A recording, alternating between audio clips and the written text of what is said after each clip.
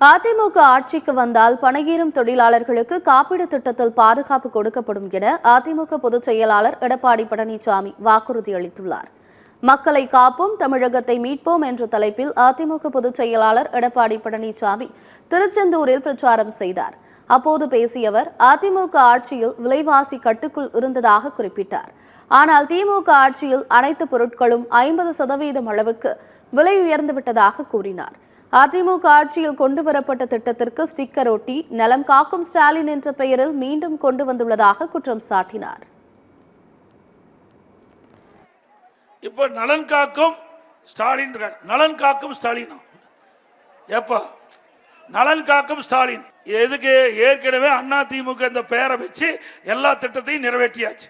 அதுக்கு ஒரு பெயர் ஸ்டிக்கர் ஒட்டி அவர் செயல்பட்டு இருக்கிறாங்க. நீங்க பாத்தீங்கன்னா அதிமுக ஆட்சியில் அம்மா ஆரோக்கிய திட்டம்னு ஒரு திட்டத்தை கொண்டு வந்தோம். 2016 அம்மா இருக்கின்ற பொழுது அதிமுக ஆட்சியில் இந்த திட்டத்தை கொண்டு வந்தோம். இதுக்கு பேரை மாற்றி ஸ்டாலின் நலம் காக்கும் ஸ்டாலின் திட்டம் பேர் வச்சு. தொடர்ந்து தூத்துக்குடி மாவட்டம் ஸ்ரீவைகுண்டத்தில் பரப்புரை மேற்கொண்ட எடப்பாடி பழனிசாமி, ஊழல் செய்த திமுகவுக்கு மத்திய அரசு எதிர்க்கும் தைரியமில்லை என்று தெரிவித்தார். 4 ஆண்டு கால திமுக ஆட்சியில் தமிழகத்திற்கு எந்த பெரிய திட்டத்தையும் கொண்டு வரவில்லை என்றும் விமர்சித்தார். 2026 தேர்தலில் வெற்றி பெற்று அதிமுக தனி பெரும்பான்மையுடன் ஆட்சி அமைக்கும் என்று நம்பிக்கை தெரிவித்தார். மத்திய அரசாங்கம் இருக்கிற அளவுக்கு தகுதி கிடையாது. ஏன்னா அவ்வளவு ஊழல் செஞ்சிருக்கிறாங்க. அந்த ஊழல் செஞ்ச காலத்துல மத்திய அரசு எதிர்க்க முடியல.